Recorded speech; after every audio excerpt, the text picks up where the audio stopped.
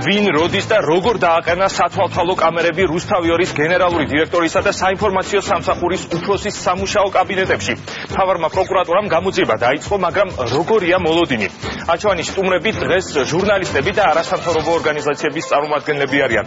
გიორგი ლაფერაშვილი, კურიერის მთავარი პროდიუსერი, ზალუ დუმაშვილი, კურიერის წამყვანი, რამდენიმე წუთში შემოგვიერთდება კურიერის სტუდიიდან, ტელეწამყვანი ეკა მიშველაძე, საზოგადოებრივი მაუწყებლიდან, თამარ რუხაძე, ჟურნალისტური ეთიკის ქარტიის აღმასრულებელი დირექტორი, ზვიად ქორიძე, ჟურნალისტი, მედია ექსპერტი, ნინო ლომჯარია, სამართლიანი არჩევნებისა და დემოკრატიის საერთაშორისო საზოგადოების აღმასრულებელი დირექტორი და ჩვენ გვექნება აგრეთვე რამდენიმე ჩართვა. გიორგი, მე შენგან დავიწყებ. რამდენად მოულოდნელი იყო ის ფაქტი, რომ რუსთავიორის ხელმძღვანელობას უთვალთვალებენ? პირდაპირ რომ ვთქვათ, ამის ეჭვი ხომ არსებობდა ყოველთვის? მოსაზრება იმის შესახებ და ზოგადად ახლა ეს ხუმრობა ჩვენც ამაში არაერთხელ მიგიღია მონაწილეობა, ეს არ არის 1 წლის და 2 წლის ამბავი.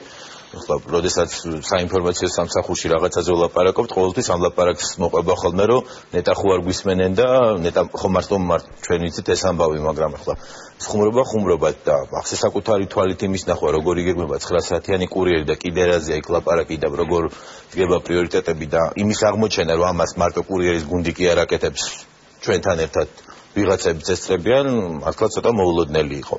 თეორიულად შესაძლებელია ჩვენ ყოველთვის ვიცოდით, რომ გვისმენთ. ამის ეჭვი, მოდი დღეად ვთქვათ, ყველაფერი არ არის 1 და 2 წელი, რაც არსებობს, ხო? მაგრამ როდესაც ამას პირდაპირ შეეჯახები, მაინც შოკის მომგვრელი აღმოჩნდა. მოდი, მაშინ მე ჩემ თავზე ვიტყვი პირად გამოცდილებაზე, მე გუშინ პირველად ნახე ჩემი თავი გადაღებული ჩემი ნებართვის გარეშე და საერთოდ არ დავჩამით მოხიბული. გიორგი, ქართული ოცნების ლიდერმა გიორგი ვოლსკიმ განაცხადა, რომ ეს არის თავად რუსთავიორის მიერ ინსცენირებული და ხელისუფლების დისკრედიტაციის მცდელობა. პრემიერმა ფაქტობრივად მე მაინც გავხსები ჟურნალისტად, ვიცით, პრემიერის კომენტარი მოვისმინეთ, პრემიერის კომენტარი მდგომარეობდა იმაში, რომ კომენტარს მოგვიანებით გააკეთებდა და მანამდე თქვა ის, რაც თქვა. რაც შეეხება გიორგი ვოლსკის, არა მარტო გიორგი ვოლსკის, სხვა მსგავსი ტიპის განცხადებებს, მე დაუპირისპირებდი იმავე მართველი გუნდიდან დათო ზურაბიშვილის განცხადებას, რომ ასეთი სამდურაკის პოზიციიდან ციტირებას ვახდენ, საუბარი ამ დროს გამართლებული არ არის და მთავარია გამოვიძიოთ რა მოხდა.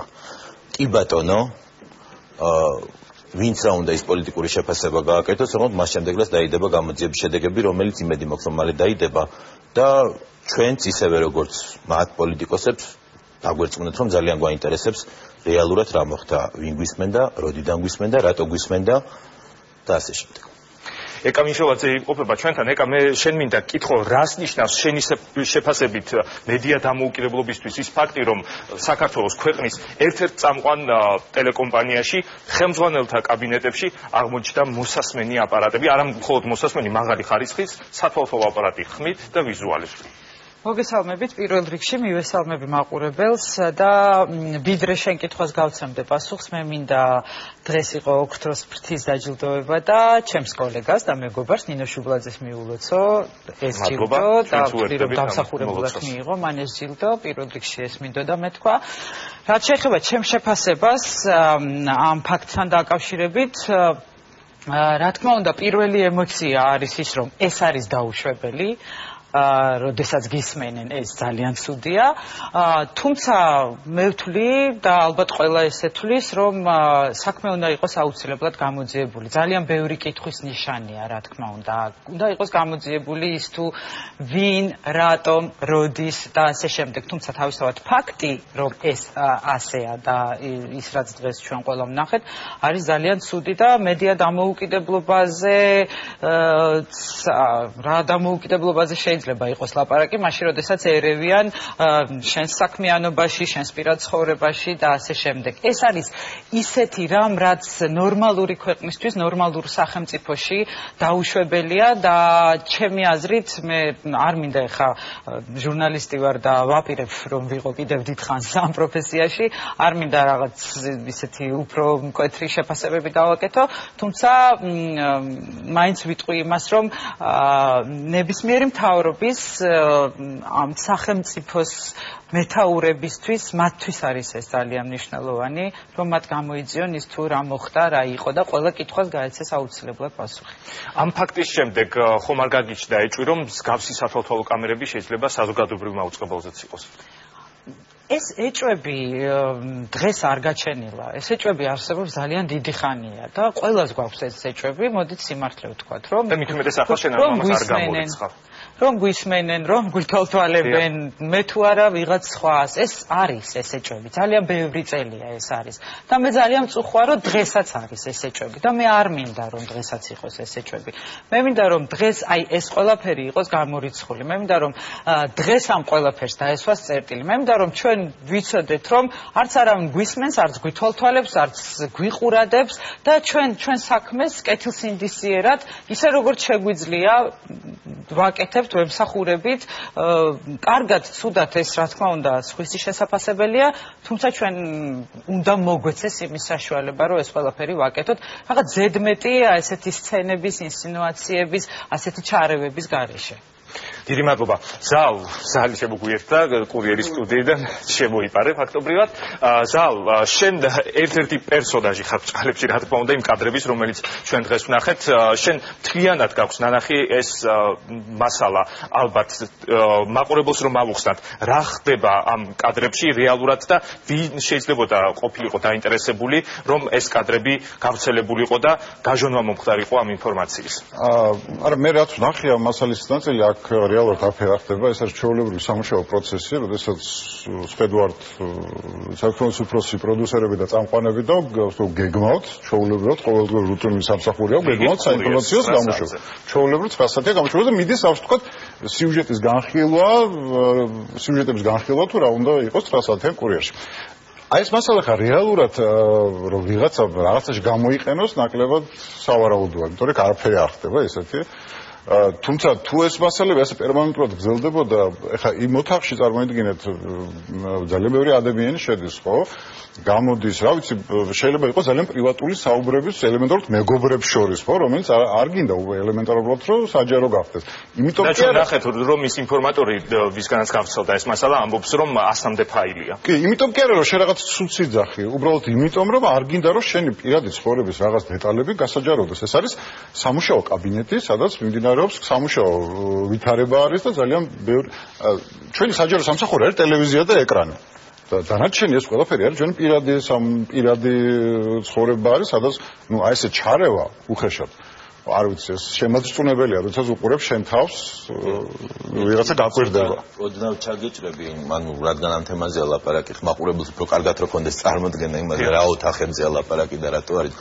ერთი არის ის, რასაც მაყურებელი ხედავს ეკრანზე, ტელევიზორში, ერთია ინფორმაცია, რომელსაც ჩვენ გადავცემთ. მეორეა რა გზებით, რა ხერხით, როგორ მოვიპოვებთ ამ ინფორმაციას და როგორ განვიხილავთ მე ამას, რომ არის თუ არა ეს ინფორმაცია ღირებული, თქვა შეგვიძლია თუ არა ამის ეთერში მიცემა, ვინ დამირეკა, ვინ გამაგებინა, რა დროს სად ჩემი წყარო ვინ არის და ასე შემდეგ. პრინციპში რაზეც ეგება მთელი ჩვენი საინფორმაციო სამსახურის მუშაობა მთელი დღის განმავლობაში.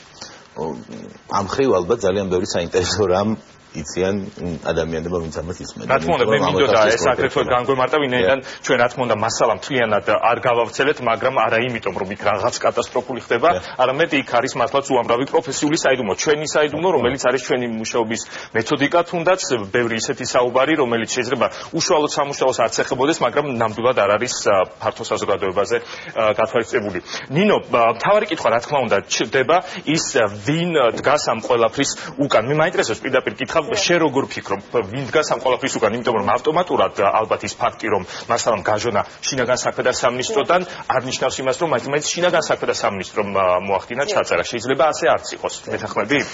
პირველ რიგში ვიტყვი, რომ ამ ფაქტების თაობაზე მე ვერ ვისაუბრებ, როგორც დადასტურებულ და დამტკიცებულ ფაქტებზე. შეიძლება თქვენთვის არის ცხადი და ნათელი, რომ ეს შსს წარმომადგენელმა გადმოგცათ, მაგრამ ჩვენ ვიცით ის, რაც გითხარით თქვენ. ამიტომ ამ ეტაპზე მე ვერ ვიტყვი, რომ ნამდვილად ეს შსს-მ ჩაწერა და მისმა წარმომადგენელმა გადმოგცათ, იმედი მაქვს, რომ ამას გამოძიება დაადგენს, დიდი იმედი მაქვს, ყოველ შემთხვევაში სხვა გამოსავალი ჩვენ არ გვაქვს. თუმცა, რა თქმა უნდა, მთავარი ეჭვები რჩნდება ძალოვან უწყებებთან მიმართებით, შინაგან საქმეთა სამინისტროსთან, იმიტომ რომ იგივე ჩვენ ვართ ჩემი ორგანიზაციაც მათ შორის სხვებთან ერთად უკვე უკანასკნელი პერიოდის განმავლობაში ძალიან აქტიურად ვაწარმოებთ კამპანიას იმასთან მიმართებით, რომ ის სამწუხარო პრაქტიკა, პოლემიკა, რაც არსებობდა წლების განმავლობაში ფარულ მიყურებასთან და თვალთვალთან დაკავშირებით, დღესაც გრძელდება და ამის საფუძველს ხვეძლებს ის, რომ არ შეცვლილა არაფერი.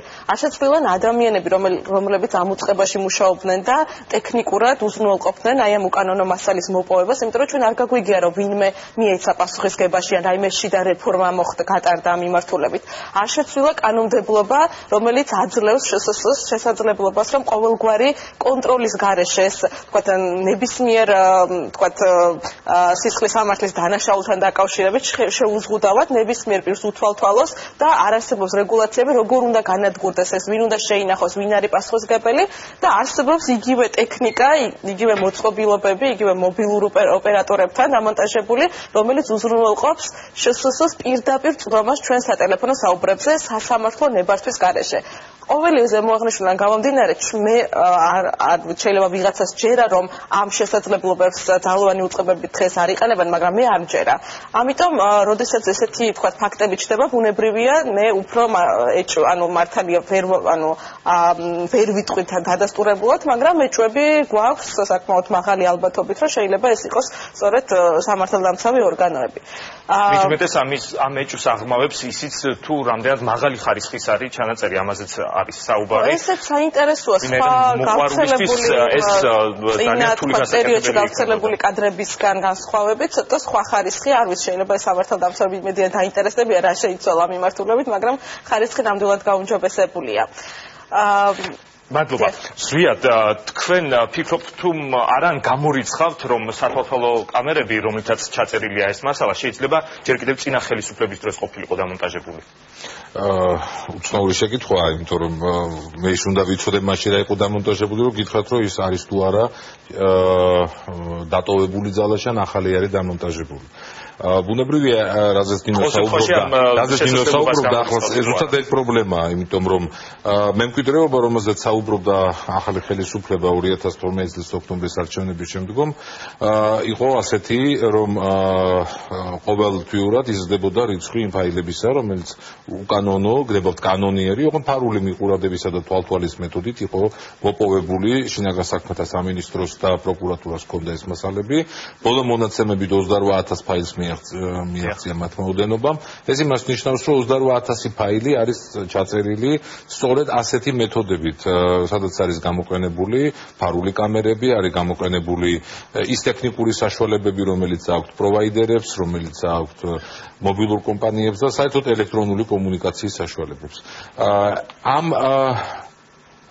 მემკვიდრეობისგან გათავისუფლება პირველ რიგში ითხოვდა თავად დემონტაჟს ამ სისტემების, ითხოვდა იმას, რომ კანონმდებლობა უნდა შეცვლილიყო, რომელიც უზრუნველყოფდა ცოტა გაცილებით თანამედროვე სტანდარტს მოსვენებისა და თვალთვალისა, იმიტომ რომ ამის ვალდებულებისაგან ჩვენ ვერ გავათავისუფლებთ სახელმწიფოს, ის იყენებს ამ მეთოდებს, ოღონდ უნდა გამოიყენოს ლეგალურად, უნდა გამოიყენოს ლეგიტიმურად და მაშინ როცა არის ამისი გადაუდებელი აუცილებლობა და არა ნებისმიერ შემთხვევაში. ამიტომ, როდესაც ამ მემკვიდრეობისაგან არ გათავისუფლდა ახალი ხელისუფლება, როდესაც იგი საუბრობდა, რომ ეს ცუდი მემკვიდრეობა, მან დაიტოვა ეს მემკვიდრეობა, ბუნებრივია ეს მემკვიდრეობა ითხოვს განახლებას, ითხოვს გაუმჯობესებას, იმიტომ რომ მეცნიერული ტექნიკური პროგრესი ვერ შეაჩერებ, ამიტომ თუ არის გაყვანილი უკვე ეს ქსელები, რატომ არ შეიძლება გავაუმჯობესოთ ტექნიკა, ამიტომ თავისუფლად შეიძლება რომ ის რასაც 2-3 წლის წინ იღებდნენ სხვა კამერით, დღეს გადაიღონ სხვა კამერით, სხვა ტექნიკური მატარებლებით და შეიძლება ხარისხიც ამან გააუმჯობესოს, მაგრამ ამაზე ჩვენ შეიძლება ახლა მხოლოდ ვიმარჩიელოთ და ვერანაირი მტკიცებულება ერთ ერთმანეთს უთხრა და ვერც საზოგადოებას. ამიტომ არის გადაუდებელი აუცილებლობა იმისა, რომ რაც შეიძლება მალე, რაც შეიძლება გამჭვირვალედ წარიმართოს გამოძიების პროცესი. ეს არის აუცილებელი. ბუნებრივია, მოდი ასე ვთქვა, კი. აქტებშიც მიმდინარეობს ერთია, როცა ამბობ, რომ გამოძიება დაიწყო, მეორეა, როდესაც მთავრობის ხელმძღვანელი ამბობს, რომ მაინც ეს შეიძლება რაღაცა იმპროვიზებული აქცია იყო. ეს სხვა მესიჯია, სხვა გზავნილი არის გამოძიებისათვის, ამიტომ ალბათ პოლიტიკურმა პირებმა, იმ თანამდებობის პირებმა, რომლებიც შეიძლება პირდაპირ ან ირიბად მოახდინონ გავლენა გამოძიებაზე ჯობს რომ ამ ეტაპზე თავი შეიკავონ, იმიტომ რომ ეს მართლა ძალიან მაღალი საზოგადოებრივი ინტერესის თემაა. ეს არ შეიძლება ჩვენ ასე განვიხილოთ, რომ რაღაც როგორც ხშირად წავიკითხე სოციალურ ქსელებში თუ საჯარო სივრცეში მოვისმინე რომ მე ხარ რუსთავი 2-ისგან რა გვიგვეს. ამ შემთხვევაში ასეთი ნიჰილისტური განწყობების სახალისება გაცილებით სახიფათოა საზოგადოებისთვის, იმიტომ რომ ეს არის ის თემა, რომელიც არ შეიძლება ჩვენ განვიხილოთ რაღაც მარტო ერთი კომპანიის, რაცა უნდა ინტერესი იყოს მაღალი, ხო, თამით უმეტეს მედია კომპანიის. არამედ ზოგადად ჩვენ უნდა შევხედოთ ცოტა უფრო ფართოდ ამ პრობლემას და ვთქვათ, რომ ეს არის სწორედ ის თემა, რომელიც იმ საზოგადოებრივი კამპანიის სახელია, ხო, ეს შენ გეხება. ამიტომ არის ძალიან მნიშვნელოვანი, გიორგი, მოკლედ დავასრულებ, რომ მემკვიდრეობა, რომელიც რა თქმა უნდა იყო მანკიერი და აღიარებს ხელისუფლება, რომ ეს ცუდი მემკვიდრეობა იყო. ერთი რომ დროულად უნდა მიიღოს ის კანონები, ის კანონპროექტები, რომელიც დევს პარლამენტის სამუშაო მაგიდაზე, იმიტომ რომ ის მოგცემს საშუალებას, რომ რაც შეიძლება მალე დავიწყოთ აი ამ სისტემის გაჯანსაღება და მე უკვე გაცილებით ადვილი იქნება იმაზე საუბარი ხვალ ზეგ როგორ შეიძლება მოვახდინოთ ჩვენ კონტროლი ასეთი ტიპის მოსმენებზე და თვალთვალს. მადლობა. თამარ, გავაგზავნოთ საუბარი წინა ხელისუფლების მემკვიდრეობაზე. ფარული ჩანაწერები, რომ წინა ხელისუფლების პერიოდში დიდი და სერიოზული პრობლემა იყო, ამაზე თავად წინა ხელისუფლების წარმომადგენლებიც საუბრობენ უკვე და ჩვენ ყველა ვნახეთ ის არქივი, რომელზეც ზვიადით საუბრობდა და პირადი ჩანაწერების, უკანონო ჩანაწერების, რომლის ნაწილიც შემდეგ განადგურდა. თუმცა ახლა ჩვენ ვდგავართ კიდევ უკვე სხვა სახის პრობლემასთან. მაშინ ეს მასალები იყო დაცული არქივში და ხელისუფლების გადაწყვეტილებით გასაჯაროვდებოდა ხოლმე. ჩვენ ახლა ვხედავთ, რომ უკვე მსგავსი ჩანაწერები ჟურნალს პირდაპირ შინაგან საქმეთა სამინისტროდან და სწორედ ასე მოაღწია ჩვენამდეც ამ კადრებმა, რომელიც დღეს ვნახეთ. აი ეს თქვენთვის რაზე მეტყოლებს? ბუნებრივია ერთი პრობლემაა, როდესაც ასეთი ჩანაწერები საერთოდ არსებობს. რომ არსებობს ეს უკვე პრობლემაა, მაგრამ რა თქმა უნდა მეორე პრობლემაა, როდესაც ასეთი ჩანაწერი ჟურნალს ქვეყნის ერთ-ერთი ყველაზე დაცული სტრუქტურიდან, რომელიც ყველაზე უფრო დაცული უნდა იყოს. თუმცა საერთო ჯამში ხა ჩემთვის დიდი გადამწყვეტი მნიშვნელობა არ აქვს ხა ამას კერძო რომელიღაც ჩინოვნიკი გამოიტანა შინაგან საქმეთა სამინისტროდან და ისე მოხდება თქო სოციალურ ქსელში ან სადმე თუ ბავშვად რაიმე სხვა გზით გამოქვეყნდება. კიდე უარესია თუ კი ამას ხელისუფლება აკეთებს და აქვეყნებს მიზანმიმართულად, იმიტომ რომ როდესაც თქვა გაჟონვაზე ვლაპარაკობთ ინფორმაციის ხომ, აქ შეიძლება პრობლემის მონახვა და იმ პრობლემის აღმოფხვრა თუ კი ბუნებრივია ამის ნება და სურვილი არსებობს. მაგრამ თუ კი ხელისუფლება აკეთებს ამას მიზანმიმართულად და თვითონ აქვეყნებს ხომ, მაშინ ბევრად უფრო რთულია რაღაც პრობლემების მოგვარებაზე საუბარი. ბუნებრივია საბოლოო ჯამში ნებისმიერ შემთხვევაში რა თქმა უნდა ამ ფარული ჩანაწერების არსებობა ზოგადად ისევე როგორც მისი ვთქვათ გამოჩენა არის ბუნებრივია პრობლემა ყველასთვის და ეს არ არის ახლა რასაც ზვიადი ამბობდა მხოლოდ ძალიან ისეთი პატარა ლოკალური კერძო პრობლემა, რომელიც ეხება ერთ კორპორაციას. გასაგებია რომ განწყობები რუსთავი 2-ის მიმართ არის შეიძლება ძალიან განსხვავებული საზოგადოებაში, ურთიერთდაპირისპირებული განწყობებია, თუმცა ამ შემთხვევაში ჩემი პირადი აზრია, რომ თუ კი დავუშვათ რაიმე სოლიდარობაზე ამ შემთხვევაში ლაპარაკია, ამ შემთხვევაში საუბარია არა კონკრეტულად პიროვნულად რომელიმე ჟურნალისტის ან რომელიმე არქის სოლიდარობაზე, არამედ იმ პრინციპის ან იმ მომავლის თუნდაც ასე ვთქვათ, ან იმ ღირებულების დაცვაზე, რომელიც გვინდა რომ გქონდეს ზოგადად. რა მნიშვნელობა აქვს თუ ჩვენ არ მოგწონდა რამდენიმე წლის წინ, ხო, რომ ვთქვათ, ვიღაცას უსმენდნენ, მე მისმენდნენ, თქვენ გისმენდნენ, სხვას უსმენდნენ, რატომ უნდა მომწონდეს, როდესაც დღეს უსმენენ სხვას? ვერ ხვდები ამ ლოგიკას, ან ეს რაღაც წვრილმანიშურის ძიებები, რომელიც ზოგადად ხდება ხოლმე. ვფიქრობ, რომ უბრალოდ არის ძალიან ცუდი მაგალითები და ცუდი საფუძველი იმისთვის, უბრალოდ კარგი საფუძველი იმისთვის, რომ საბოლოოდ მივიღოთ ხოლმე ისეთი სურათი, როგორც თუნდაც გქონდა რამდენიმე წლის. დავამატებ ერთ თუ შეიძლება. მნიშვნელობა აქვს იმას, ვინ გისმენდათ თქვენ, ან გისმენთ, ან ჩვენ, ან სხვას. ამას არ აქვს მნიშვნელობა, ამას ვინ აკეთებს. ან ვის უსმენენ, არც ამას არ აქვს მნიშვნელობა. მთავარი არის აი ეს ფაქტი, თვითონ მართლა აი ეს პრინციპი და სწორედ ამის წინააღმდეგ უნდა იყოს მიმართული და კონსოლიდირებული მთელი საზოგადოება, იმიტომ რომ ყველა უნდა შევთანხმდეთ ერთ რამაზე, რომ ეს არის ცუდი, თორე მნიშვნელობა არ აქვს, ეს არის რუსთავი საზოგადოებრივი მაუწყებელი თუ სხვა რომელიმე ტელეკომპანია ან კერძო პირი. მთავარია რომ ეს თუ ხდება ეს ძალიან ცუდია და სწორედ ამ კითხვებზე და სწორედ ხელისუფლების ღირსების თემა არის ეს, რასაც ვამბობდი. მათი ღირსების თემა, მე ასე ვფიქრობ, აი ამ კითხვებზე პასუხის გაცემა და აი ამ ყველაფრის დასრულება ერთხელ და სამუდამოდ. დიდი მადლობა. ლაშა ტოღუში, გაზეთ რეზონანსის მთავარი რედაქტორი ჩაგვერთობა ახლა პირდაპირ ეთერში. ბატონ ლაშა, მოგესალმებით და ბატონ ლაშა აგრეთვე ერთ-ერთი ავტორია იმ კამპანიისა, რომელიც გრძელდება, ეს შენ გეხება ისევ გვისმენენ. ბატონ ლაშა, თქვენ დღეს განაცხადეთ ასეთი რამ, მე მეშინია რომ სადმე რაიმე ნაგავი არსებობს და პანდორას ყუთი არ გაიხსნას, რადგან ეს გამოიწვევს საზოგადოების აფეთქებას. რას გულისხმობთ, რა შეიძლება მოხდეს და ვის შეიძლება ეს აწყობდეს? რიგში მინდა გითხრათ, რომ გულისხმობ იმას, რომ არსებობს როგორც ჩანს ძალიან დიდი ოდენობით ფაილები, ახლა როგორც მოგეხსენებათ, დაახლოებით 26000 ფაილი გადაეცა პროკურატურას. სამწუხაროდ საკმაოდ დიდი დრო გავიდა, მაგრამ ჩვენ არ ვიცით რა ხდება. ფაქტია, რომ საქმე ჰქონდა წინა პერიოდში სისტემურ დანაშაულებთან, მაგრამ დუმილია. აი ეს არის ერთი საკითხი. მეორე საკითხი, იმ პრაქტიკას თუ გავითვალისწინებთ, უცბად მეებში, რა ქვია, კილებში, სადღაც კასრებში და ასე შემდეგ პოულობდით ამ ტიპის მასალებს და მე არ გამოვრიცხავ, რომ კიდე რაღაც კილები და კასრები და ასე შემდეგ არსებობს, სადაც ეს რა თქმა უნდა ხუმრობით, სადაც არის შენახული ასეთი ტიპის მასალები.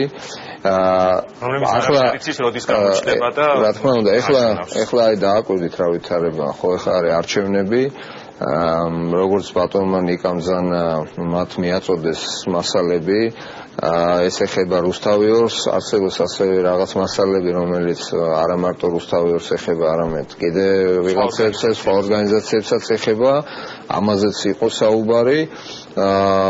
ეს იმას ნიშნავს, რომ მოსალოდნელია დაიწყოს აი ამ მასალების გადმოყრა და ეს არის ძალიან სერიოზული რისკი. იცით, ჩვენ მე მინდა ერთი რამე გითხრათ, რომ ჩვენ უნდა ვიყოთ ამისათვის მზად, რომ სხვა ტელეკომპანიაში მიიტანს ვიღაცა მასალებს, მერე ზეგ სხვა ტელეკომპანიაში მიიტანს მასალებს და ასე შემდეგ. და არ უნდა ვითამაშოთ მედიამ ვიღაცის თამაში. რას გულისხმობ, იცით? თვითონ შეიძლება ეს იყოს ბატონო ლაშა. აი ხა აგიხსნით რა ერთი წუთით.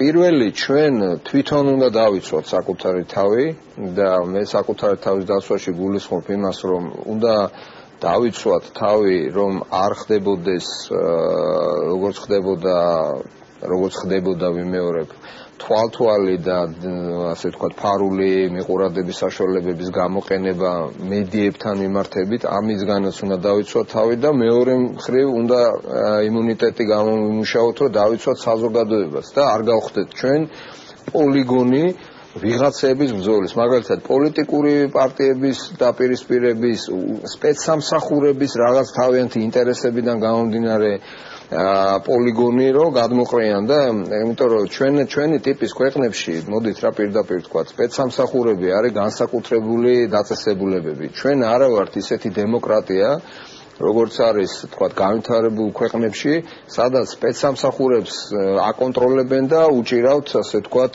ისინი კანონის პარგლებში და ასე შემდეგ. ჩვენ ვართ ძალიან სუსტი დემოკრატია, ჩვენ ვართ ნახევრად დემოკრატია, ჰიბრიდული ბევრი ტერმინი არსებობს და ასეთი ტიპის ქვეყნებში სპეცსამსახურები არის ძალიან ძლიერი.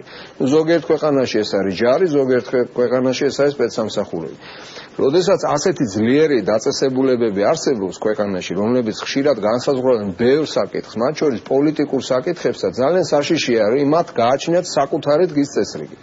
აქედან გამომდინარე რატომ მოხდა ხა მაგალითად რა იყო მიზანი იმ ადამიანების სპეცსამსახურების რომლებმაც აი როგორც თქვენი ხელმძღვანელი ხა ცოტა ხნის წინ საუბრობდა გადმოგცათ ეს მასალები რა იყო ეს რა არის ეს მიზანი საბოლოო ჯამში დაუშვათ წარმოვიდგინოთ რომ მართლა დევს რაღაც მასალები და მოგაწოდეს თქვენ რა არის ამის უკან რა ინტერესი დევს ხო ეხლა წარმოვიდგინოთ რომ ეს რო გაგრძელდეს ამიტომაც მე ვამბობ რომ კიდევ ერთი საკითხია, რომელსაც ასე მინდა ხაზი გავსვა. სხვა შორის იმ კომისიაში, რომელიც შეიქმნა მასალების განადგურებასთან დაკავშირებით და მეც გახდით ამ კომისიის წევრი, მე რამდენჯერმე დავსვი შეკითხვა შიგნითაც და ბევრ სხვა ადამიანებსაც ვეკითხებოდი, რა იცით, შეიძლება თუ არა საქართველოს რომელიც დღეს არის ომის მდგომარეობაში ფაქტობრივად ხა შეგვიძლია დავმალოთ, მაგრამ მოდით პირდაპირ თქვათ ჩვენს მეზობელ ქვეყანასთან არის თუ არა შესაძლებელი რომ აი ეს უამრავი უდიდესი ოდენობით კომპრომატები რომელიც მოაგროვა თავის დროზე წინა ხელისუფლების პირობებში თქვა სპეცსამსახურებმა ვიღაცამ გადაცა სხვა ქვეყნის ჩვენთან ომის მდგომარეობაში მყოფი ქვეყნის სპეცსამსახურებს აი ამ ვითარებაში რო აღმოჩნდეთ ეხლა ჩვენ რა იქნება ანუ როცა ლაპარაკობ სპეცსამსახურებზე ცხადია მე გულისხმობ თამაშს რომელშიც შეიძლება სხვაებიც იყვნენ გასაგებია რომ არ ავყოთ ამ თამაშს როგორც თქვენ ამბობთ თუ მაგალითად გამოჩნდა მსგავსი მასალა იმედში გამოჩნდა მსგავსი масала თქვა საზოგადოებრივ მაუწყებელში რომ არ ვითამაშოთ ამ წესებით მაშინ როგორ უნდა მოიქცნენ ეს საშუალებები მე ვფიქრობ რომ ჩვენ უნდა თუ ესეთი ტენდენციები გაგრძელდება ჩვენ უნდა შევიკრიბოთ მედიის წარმომადგენლები და უნდა ვიმსჯელოთ მე მაგალითად მიმაჩნია რომ ჩვენ ეს არხები უნდა გადავკეტოთ რა არავითარ შემთხვევაში როგორ და არ უნდა მივცეთ ჩვენ პოლიგონია ჩვენ არა ვართ ბავშვები რომ ეხლა ვაბუგინოთ ესენი და ჩაგვითრინონ აი ამ რაღაც თამაშებში რა ჩვენ ამის საშუალება მათ არ უნდა მივცეთ ეს ერთი საკითხი არა მე მაგას ამ შემთხვევაში თქვენ გაასაჯაროთ რამდენიც ვიცი მცირე ნაწილი მაგრამ თქვენ გაქვთ კიდე ბევრი სხვა მასალა რომელიც არ გამოაქვეყნეთ რამდენადაც მე დღეს მოვისმინე დიახ არ გამოაქვეყნეთ იმიტომ რომ იმ მასალებზე არის არა რუსთავი ორის წარმომადგენლები და მათი ეს შეელახავდა მათ უფლებებს, ადამიანის უფლებებს და თქვენ ფრთხილად რამდენადაც მე მოვისმინე ხა არ ვიცი თქვენ ხვალს რა ვიზუსტებ რომ ინფორმატორმა ჩვენ მოგვაწოდა ინფორმაცია რომ არსებობს ასეთი ფაილები რომლებზეც არის სხვა ჩანაწერები და შესაძლოა შეიძლება თქვენ ხო ეს ცოტა ფრთხილი განცხადება მე შეიძლება რაღაცა სხვანაირად გავიგე მაგრამ ყოველ შემთხვევაში ამაზეა საუბარი თუ იმ ინფორმატორმა მოგაწოდათ ეს მასალები შეიძლება ხვალ დაუშვათ მაგ ლოგიკას გავყვეთ მოგაწოდონ სხვა მასალები ხო სხვა პოლიტიკოსებზე ამ არჩევნების პერიოდში მე თქვენ ექსპერტიზას ვერ ჩაატარებთ და შეიძლება გამოაქვეყნოთ და აღმოჩნდეს რომ ის ხმა იმას გავს ეს სახე იმას გავს მე ინტიმური მასალები არსებობს ყვითელი მედია ასე შემდეგ და ეს ააფეთქეს მე მაგას გეუბნებით რომ ჩვენ ბრიყულად არ უნდა გავყვეთ ვიღაცების ბნელ იდეებს და ვიღაცების ბნელ ინტერესებს და ამ შემთხვევაში ერთი რომ ჩვენ ეს უნდა ჩამას გულისხმობთ ჩავკიდეთ რომ მეორე უნდა მივხვდეთ ერთი რამე რომ დღევანდელი სისტემა რომელიც არსებობს რომელსაც აი ამ ბნელ სისტემას ამასაც ბნელს დავარქმევ ამ სისტემას ამაგრებს ცუდი კანონმდებლობა ასევე ძალიან მნიშვნელოვანია რომ ჩვენ ეს კანონმდებლობა მივიღოთ ისეთი რომელიც არის დემოკრატიულ ქვეყნებში ჩვენ გვჭირდება მაღალი სტანდარტები რას ნიშნავს ეს მაღალი ეს ქაღალდზე დაწერილი კი არ არის მაღალი სტანდარტი პირველ რიგში გულისხმობს იმას რომ სპეციალურ სამსახურებზე არსებობს ეფექტური კონტროლის მექანიზმები ეს ეფექტური კონტროლი ხო რა თქმა უნდა ეფექტური კონტროლი პარლამენტიდან სასამართლოდან ინსპექტორისგან დემოკრატიულ კონტროლის მექანიზმები არსებობს პროცედურები არის გაწერილი არანაირი პროცედურა დღეს არ არსებობს უამრავი ნაბიჯია გადასარგმელი იმისათვის რომ უამრავი ნაბიჯია გადასარგმელი ბატონო გიორგი იმისათვის რომ ჩვენ თავი ვიგზნოთ დაცულებად და კიდევ და ბოლოს და მორჩები მე მინდა ვთქვა რომ არავინ არ არის ამ ვითარებაში არ უნდა გზნობდეს თავს არხეინად არც პოლიტიკოსები არა აქვს ამას მნიშვნელობა ეს უმრავლესობიდან არა თუ უმცირესობიდან აი წინა პრაქტიკამ ჩვენ დაგვანახა რომ მასალები გროვდებოდა არა მხოლოდ მათ ოპოზიციაზე არამედ მათი მიმართ ვინც იყო მასალები გროვდა ერთმანეთზე აგროვებდნენ მასალებს იმიტომ რომ უკონტროლო სისტემა მერე თვითონ თავისი ლოგიკიდან თავისი ინტერესებიდან გამომდინარე მოქმედებს რა ესეც არის გასათვალისწინებელი და მინდა ყველა გავაფრთხილო რომ რაღაც ნაბიჯი გადავდგათ და მივიღოთ უკეთესი გარემო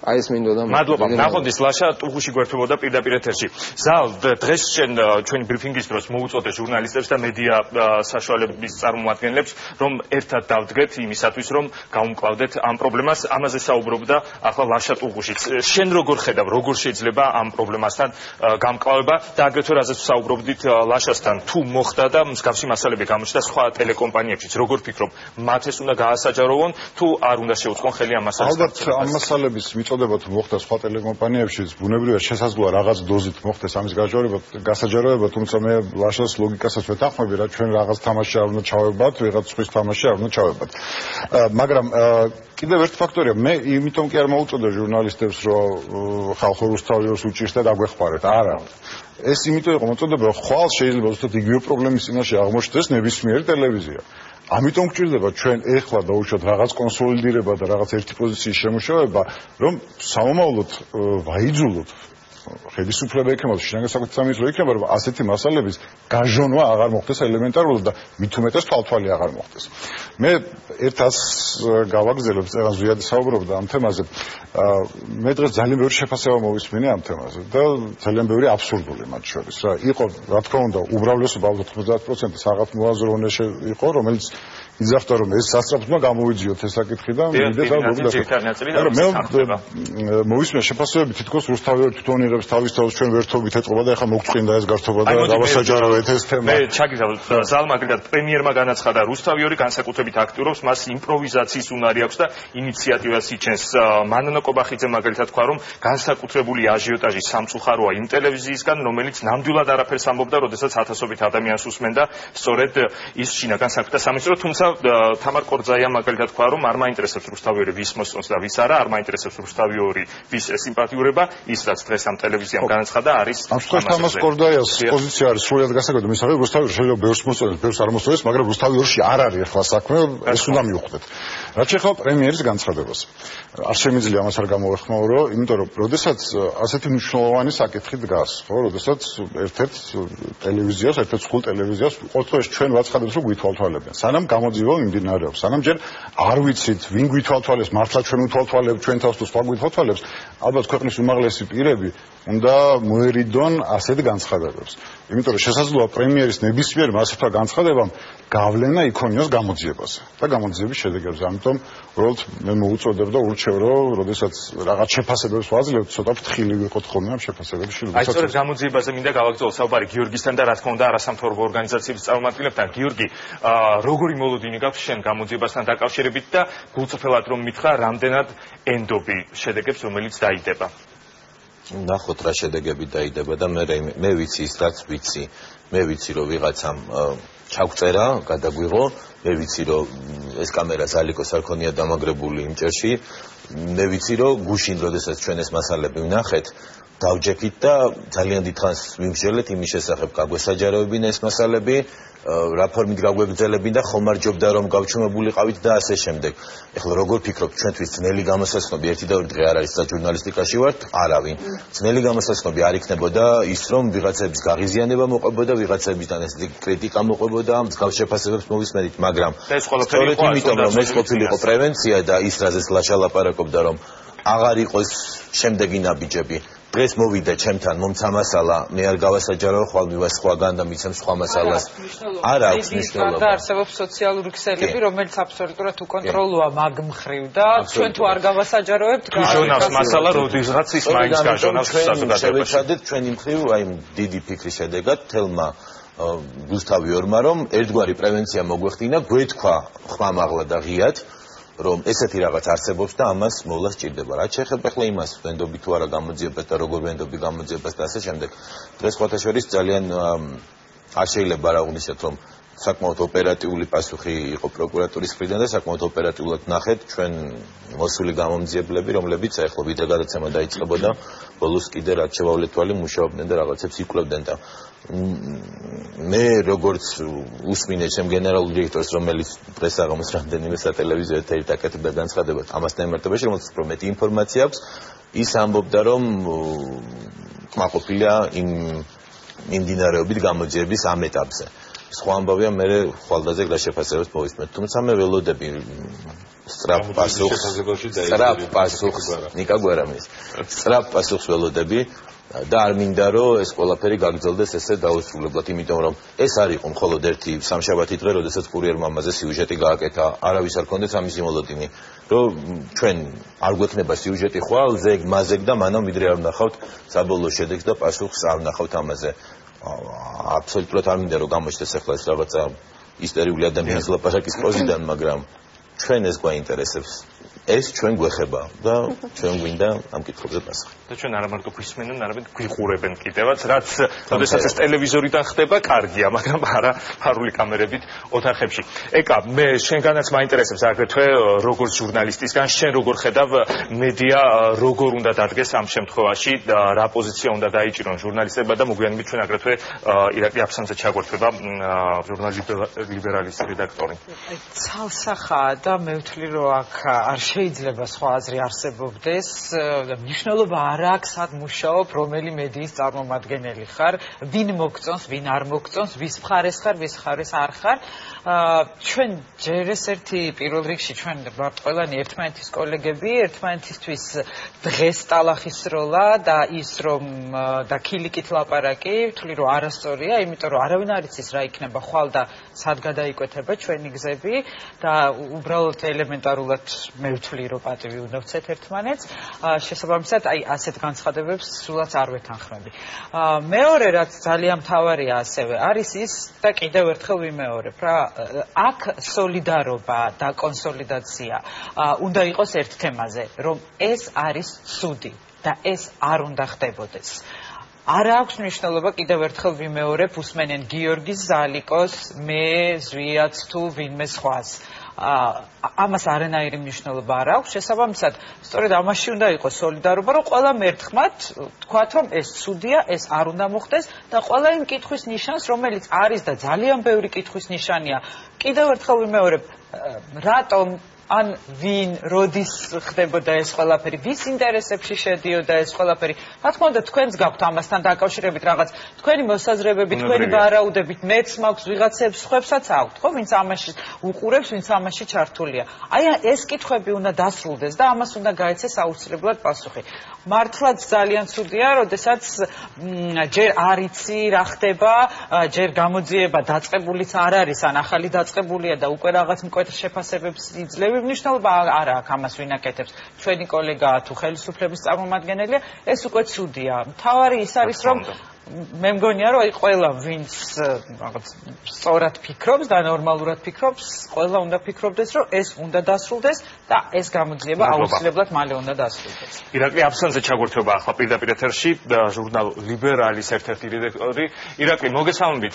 ირაკლი, მე თქვენი კომენტარიც მაინტერესებს, რა თქმა უნდა, როგორც მედიის ერთ-ერთი წარმომადგენლის იმ ფაქტზე, რომ რუსთავი ორის, ანუ ქვეყნის ერთ-ერთი წამყვანი ტელეკომპანიის ხელმძღვანელთა კაბინეტებში არა თუ მოსასმენი, არამედ სათვალთვალო სრულყოფილი სათვალთვალო აპარატურით ჩაწერილი მასალაა გამოჩნდა.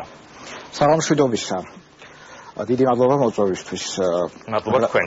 რა თქმა უნდა, კომენტარი არ შეიძლება იყოს დიდად განსხვავებული იმათგან, იმ ჩემი კოლეგებისგან, ვინც წეგან ლაპარაკობდა.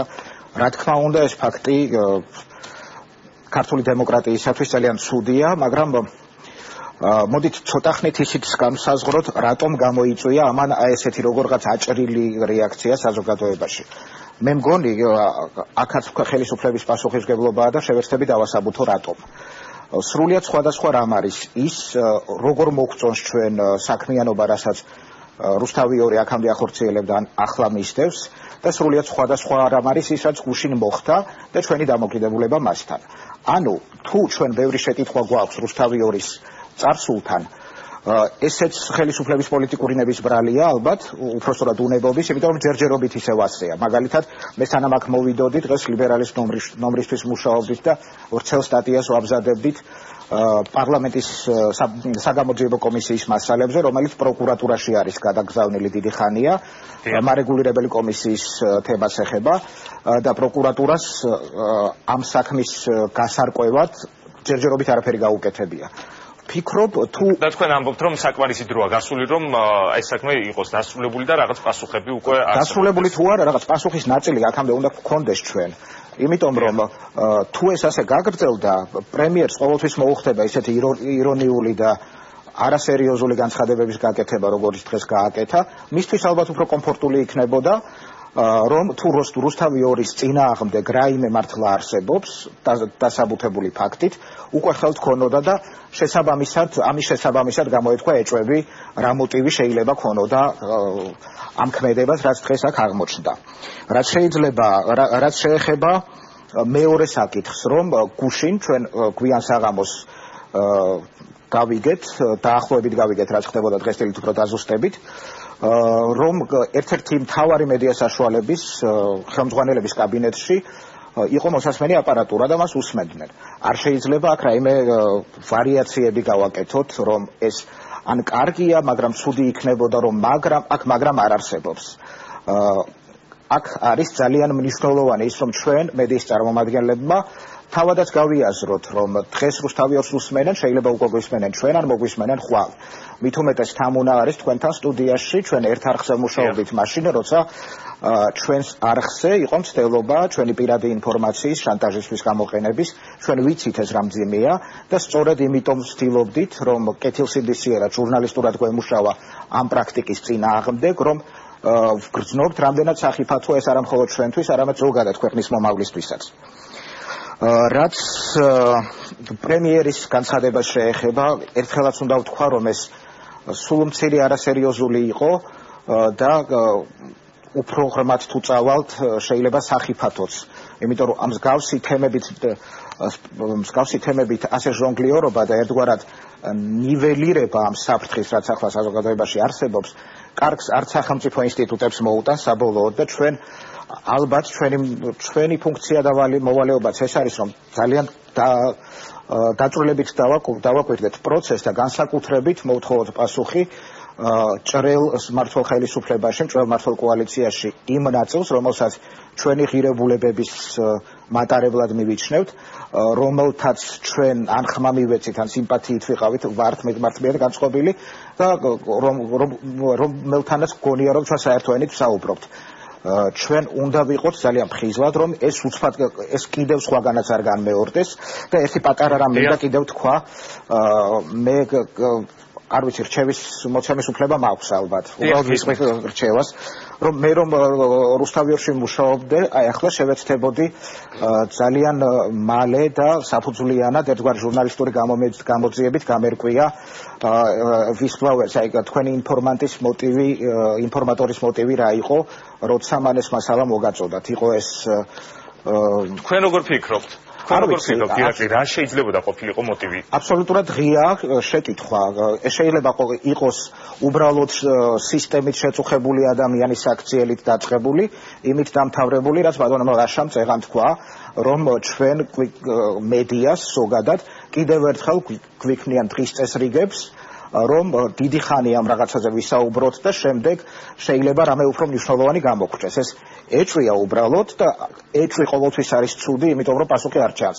სხვათა შორის ამ თელს დავით არაბაში, მედიასთან დაკავშირებულ დავით არაბაში, იმ სპეკულაციებზე, რომ რუსთავი 2 სპეკულაციებზე თუ ფაქტებზე არ ვიცი ჯერ, რომ რუსთავი 2 დიდი ხნის განმავლობაში სახელმწიფო ფულით იკვებებოდა, რომ არსებობდა სახელმწიფო გავლენები, არასოდეს ამაზე სპეკულაცია არ დამთავრდება, თუ არ გვექნება პასუხი შეკითხვებზე და ამ შეკითხვებზე პასუხის გაცემის საშუალება ხელისუფლებას აქვს, ერთადერთი მას შეუძლია ეს გააკეთოს და მას უნდა ჰქონდეს პოლიტიკური ნება ამისთვის. დიდი მადლობა.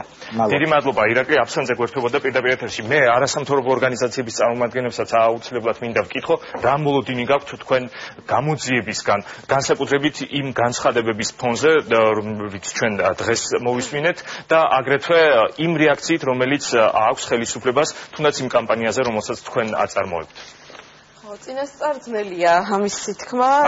ძალიან ოპტიმისტურად არ ვარ განწყობილი, რომ უახლოეს მომავალში გამოძიება დადებს ობიექტურად ამ ყველ მასალებს და იტყვის, რომ ვინ გააკეთა ეს რეალურად, იმიტომ რომ ჩვენ ნახეთ, რომ თუნდაც ზოგადად ამ ქვეყანაში და უკანასკნელ წლებში და უკანასკნელ პერიოდშიც ის საქმეები, სადაც ფიგურირებენ სამართალდამცავი ორგანოების წარმომადგენლები, ან მიმართულია რაღაცა პოლიტიკური აქტიური პირების წინააღმდეგ, ძალიან ძნელად იხსნება, ან ვერ იხსნება, ან წლობით ჭიანურდება. ამიტომ არ ვიცი რამდენად ეფექტური იქნება გამოძიება, თუმცა ერთი რამ ვიცი, ნამდვილად, რამოდენიმე დღის წინ პრემიერმა გააკეთა ძალიან კაფიო განცხადება და ფაქტიურად ის არასამთავრობო ორგანიზაციები, რომლებიც ვამბობდით, რომ ეს პრაქტიკა კვლავ არსებობს, ძალიან მიუღებელი ფორმებით გაგვაკრიტიკა. სახელმწიფოებრივ ქმედებებში დაგვდო ბრალი და საერთაშორისო იმიჯის შერყევაში ქვეყნის და მე ვფიქრობ, რომ ამ ყველაფრის შემდეგ მან უნდა დაამტკიცოს ხელისუფლებამ, უნდა დაამტკიცოს, რომ ეს ნამდვილად ასე არ ხდება. ეხლა მტკიცების ტვირთი ნამდვილად არის მათზე. ეხლა დღეს არსებობს უფრო მეტი შეკითხვა, ვიდრე არის პასუხი და ის პასუხები და ეს არის ხელისუფლება შემოიფარგლება მხოლოდ იმის მტკიცებით, რომ ხალხი მათ უნდა ეინდოთ და მათ სიტყვას უნდა ეინდოთ, რომ არ უსმენენ, ეს არ არის დღეს დამაჯერებელი. ჩვენ გვჭირდება დავინახოთ რეალური ქმედებები და თუ ამას არ განახორციელებენ, ეს მათთვის იქნება პირველ რიგში ალბათ წამგებიანი. მადლობა ნინო. ზვია, თქვენი მოლოდინი როგორია გამოძიებასთან დაკავშირებით? რაც მეტად შეიძლება გაიძელოს ეს პროცესი და რაც შეიძლება დიდი დრო დაუთმოს ამ საქმის გამოძიებას ხელისუფლებამ, ეს პრინციპში ხელისუფლების წინააღმდეგ იმუშავებს. ეს არის თემა, რომელიც ძალიან მალე ოპერატიულად და საკმაოდ გამჭირვალე უნდა იყოს გამოძიებული. ეს დამოკიდებულია ერთადერთ რამეზე, პოლიტიკურ ნებაზე, მეტი არაფერზე, იმიტომ რომ ამ საქმის გამოძიება არ არის თუნდაც ისეთი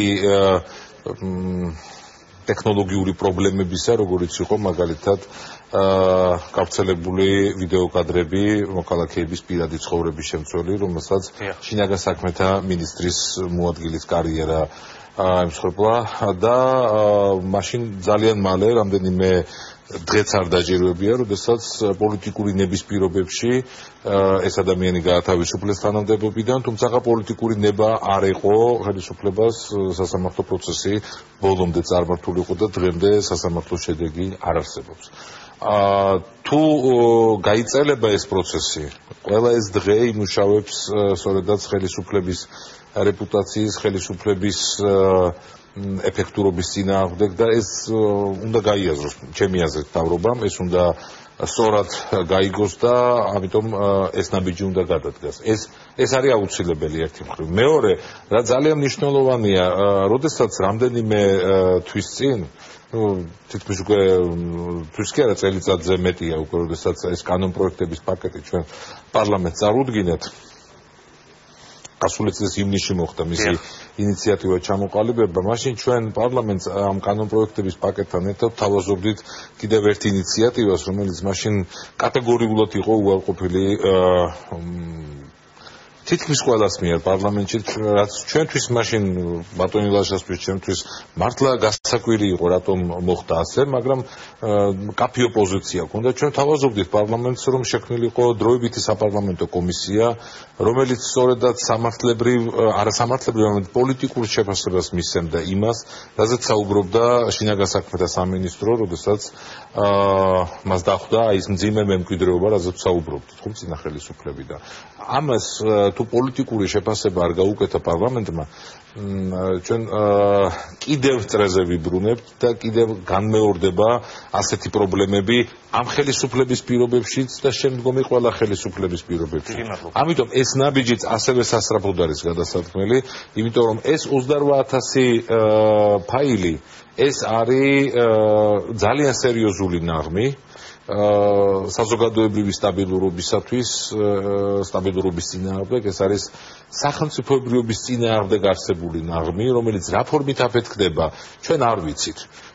აქ რამეთ მექანიზმებს გამოიყენებს დაინტერესებული სტრუქტურები, დაინტერესებული პერსონები, გაბრაზებული პერსონები ამ სტრუქტურებში, ან მეტიც შეიძლება საერთოდაც ამ სტრუქტურებში არსებული დაინტერესებული პირების სხვა მეზობელი სახელმწიფოების სახელმწიფოს ინტერესებიდან ჩვენ ეს არ ვიცით მე ამის კვლევას და ამის რაღაც გამოცვლულ ანგარიშს აქ ახლა ვერავის ვერ წარუდგენ მაგრამ ფაქტია რომ ეს არის ნაღმი და იმისათვის რომ ამ ნაღმის ყველა ნაღმი ყველა ნაღმს აქვს ორი სავარაუდო სცენარი ხო ან აფეთქდება ან უნდა გააუნებელო ჩვენი მიზანი რა არის ავაფეთქოთ ნაღმი და ამით დავაზარალოთ ჩვენი სახელმწიფოსა და საზოგადოების მომავალი თუ გავაუნებელოთ ეს ნაღმი და გადავიდეთ ნორმალური დემოკრატიული განვითარების პირობებში აი მე მგონი ამ ნაბიჯზე უნდა გადავიდეს პარლამენტი და არა იმ ქილიგზე რომელიც დღეს მართლა ბევრი პარლამენტის დეპუტატებიდან მათ პასუხისმგებლობას პარამეზე უნდა იგრძნონ ახლა და მე მაქვს ერთი მხრივ მოლოდინი რომ 15 მაისამდე ეს არის შესვენების წინადღე, იმიტომ რომ 16 წლამდე პარლამენტი გადის ერთგვიან არდადეგებზე, სწორედ 15 მაისამდე პირველი მოსმენითაც მიიღებს პარლამენტი კანონპროექტების იმ პაკეტს, რომელიც დევს და რომელსაც ეს შენ გეხება და ნებისმიერი ის ადამიანი, რომელსაც ჩვენი სახელმწიფოს განვითარება უნდა, დემოკრატიული განვითარება პარლამენტი აუცილებლად მიიღებს პირველი მოსმენით და მეორე ის აუცილებლად დაიწყებს ზრუნვას იმაზე, რომ უახლოეს დღეებში შექმნა სწორედ ასეთი დროებითი საპარლამენტო კომისია, რომელიც დადებს ძალიან სერიოზულ პოლიტიკურ ანალიზს თუ რა ხდება ქვეყანაში. მადლობა ბატონ ზვიად. თამარ, ბოლო შეკითხვა შენთან მექნება, ხედავ თუ არა შენ პოლიტიკურ ნებას, რომ ეს გამოძიება იყოს სწრაფი, ეფექტური და დადოს დამაკმაყოფილებელი პასუხები? პოლიტიკური ნება იყო თუ არა, ალბათ უფრო უკეთ გამოჩნდება გამოძიების დასრულების შემდეგ, მაგრამ მეორეა რომ ახლა რაზეც უკვე საუბრობდით პრემიერმა ამ თავისი განცხადებით, გამოძიება ერთის მხრივ გამოძიების პროცესში და მერე უკვე მისი დასრულების შემდეგ პრინციპში რაღაცნაირად დააყენა ეჭქვეშ. უბრალოდ ნდობა ამ გამოძიების მიმართ და რას გულისხმობს ზუსტად ვიტყვი. იმას რომ ჯერ გამოძიების პროცესში ძალიან რთული გახდება საზოგადოებისთვის დაიჯეროს, რომ ამ განცხადების შემდეგ, როდესაც ერთდროულად პროკურატურა იწყებს, თქვათ, მოქმედებას, პრემიერი აკეთებს ამგვარ განცხადებას, ამ განცხადების შემდეგ პროკურატურა მუშაობს დამოუკიდებლად და რომ მისი შედეგი იქნება ეფექტური და ობიექტური. მეორე მხრივ, როდესაც ეს გამოძიება დასრულდება, ხო? ამავე განცხადება, იგივე განცხადება აყენებს უკვე ეჭქვეშ, რომ დააჯეროს საზოგადოება იმაში, რომ ამ შედეგზე არ ქონია გავლენა თქვათ პრემიერის დამოკიდებულებას ამ საქმისადმი. ანუ ზოგადად არა მხოლოდ მედიისადმი დამოკიდებულების თვალსაზრისით არის ეს უსიამოვნო, არამედ თვითონ ხელისუფლებისთვის არის პირველ რიგში ძალიან უცნაური, ასე ვთქვათ, ერთმანეთის ასეთ ვითარებაში ჩაყენება. ჩემი გადასახადით და ხელისუფლების წინააღმდეგ მუშაობს ახლა. გასაჯაროებას მინდა დავამატო, რაც ლაშამ თქვა. ერთია რომ თქვათ ასეთმა კადრებმა შეიძლება ჩამოიაროს მედიაში ხვალ მივიდეს სხვა არხზე ასე შემდეგ და ასე შემდეგ, მაგრამ მეორე საკითხი რაც ვეძახით ჩვენ გასაჯაროებას, რას უწოდებთ გასაჯაროებას, იმას რომ თქვათ რომ ასეთი კადრი მოვიდა ჩვენთან, ამ კადრის თქვათ ძალიან მოკლედ შინაარსი თქვათ და პრობლემა დავაყენოთ, თუ უბრალოდ გამოვაქვეყნოთ, სხვადასხვა არამეა, რა თქმა უნდა, თუ მოვა, ყველგან უნდა ითქვას რომ ასეთი რამ არსებობს და ეს სულაც არ ნიშნავს იმას რომ ვიღაცის პირადი და უკანონო ჩანაწერები უნდა გადიოდეს ფილმებივით. გასაგებია ნინო და დავასრულებთ. ანუ იმიტომ გვაქვს ესეთი სკეპტიკური დამოკიდებულება მიმდინარე გამოძიებასთან, რომ ხელისუფლებას, ანუ მოქმედ პროკურატურას არ გამოუძიებია ჯერ წინა ხელისუფლების პერიოდში გადაღებული ის 28,000 ასე ვთქვათ ვიდეო ფაილის შესახებ ინფორმაცია, ანუ ეს მასალები ჩვენი ინფორმაციით შესაძლოა გადასცა პროკურატურას გამოძიებისთვის და დღემდე მე მგონი არავის არ გაგვიგია როგორ მიმდინარეობს გამოძიება, ვინმეს წინააღმდეგ დაიწყო თუ არა, აკეთა თუ არა საქმე, ანუ მიეცა თუ არა ბრალდებაში პირები და ასე შემდეგ. ანუ ეს ყველაფერი აჩენს ეჭვს იმასთან დაკავშირებით, თვითონ შსს ძალოვან უწყებებს არ სურს გაასაჯაროოს ის ტექნიკა, ის ჩართული პირები, ვინც ამ საქმეში მონაწილეობდნენ და ეს გახდეს რაღაცა საჯარო ეს ყველაფერი, იმიტომ რომ დიდი ალბათობით ისინი იგივე ადამიანებს და იგივე ტაქტიკას და ხერხებს იყენებენ. და ამიტომ არის საჭირო და ამიტომ არის მნიშვნელოვანი დღეს საზოგადოების წნეხი და ზეწოლა და თუნდაც ის კამპანია, რასაც ჩვენ ვასწარმოებდა, ის რაღაც ჟურნალისტური სოლიდარობა, რასაც დღეს იყო საუბარი, იმიტომ რომ ჩვენ დღეს არ ასე ვთქვათ ვართ წყალებში დაპირისპირებული მოქმედ თქვათ პოლიტიკურ ძალასთან. ჩვენ გვიწევს რაღაც მოქმედ სისტემასთან დაპირისპირება, რომელიც არსებობდა კომუნისტების დროსაც სამწუხაროდ არ განიცადა ეს დემოკრატიული, არ გაიარეს დემოკრატიული რეფორმა არც ნაციონალური მოძრაობის დროს და არც დღეს და ეს არის მართლა საზოგადოების ღირსება. ღირსების საკითხი, რომ ჩვენ ვაიძულოთ ხელისუფლება არ გვისმენდნენ და არ ერეოდნენ ჩვენთვის ყველაზე მნიშვნელოვან პირად ცხოვრებაში. დიდი მადლობა ყველა ჩვენს სტუმარს. გამოძიება დაწყებულია, გამოძიება მიმდინარეობს ამ წუთებშიც, მიუხედავად იმისა, რომ პრემიერ-მინისტრი პარალელურად ამბობს, რომ ეს არის რუსთავიორის იმპროვიზაცია და ინიციატივა. ჩვენ ყველა ერთად ვნახავთ რა შედეგი და როდის დაიდება შედეგი ამ გამოძიების და როგორი იქნება პასუხი. იმედი მაქვს, რომ ჩვენ გავიგებთ ვინ, რატომ, როგორ და რა მიზნით იწერდა მასალებს რუსთავიორის და როდის რუსთავიორის დირექტორის და მისი მოადგილის კაბინეტებში. ამით შეგეჭრები ამ ბოლო რეპლიკასთან დაკავშირებით. ამასაც არ აქვს მნიშვნელობა. არა, უბრალოდ ესეც კითხვა. ესეც კითხვა, ესეც უნდა ვიცოდეთ. აი, ეს ის შემთხვევაა, როდესაც პასუხი უნდა გაეცეს ყველა კითხვას. იმ კითხვებს, რომელიც არსებობდა მანამდე, რაზეც ჩემი კოლეგები ადრეც საუბრობდნენ, იმ კითხვებს, რომელიც არსებობს ეხლა ამ კამპანიის მიმდინარეობს ფარგლებში, როდესაც ვლაპარაკობთ 28,000 ჩანაწერზე, დღეს უნდა ვილაპარაკოთ 28,000 პლუს მინიმუმ 2 ჩანაწერზე, ხო? ფაქტია, იმიტომ რომ იზრდება რაოდენობა, ესე იგი. ამ ჩანაწერების, ამ გზით მოპოვებული ჩანაწერებისა, სადამდე, როდემდე და რატომ? ეს არის კითხვები. კითხვა ძალიან ბევრია და პასუხით შესაბამისად უნდა იყოს ბევრი და დამაკმაყოფილებელი. დიდი მადლობა ჩვენს სტუმრებს. ჩვენი გადაცემის პირველი ბლოკი დასრულებულია. ჩვენ მეორე ბლოკში უკვე გველოდება არასაპარლამენტო ოპოზიცია, რომელიც შეეცდება 15 ივნისის არჩევნებში გამარჯვება მოიპოვოს. დაგველოდეთ, ჩვენ რამდენიმე წუთში დავბრუნდებით. დიდი მადლობა.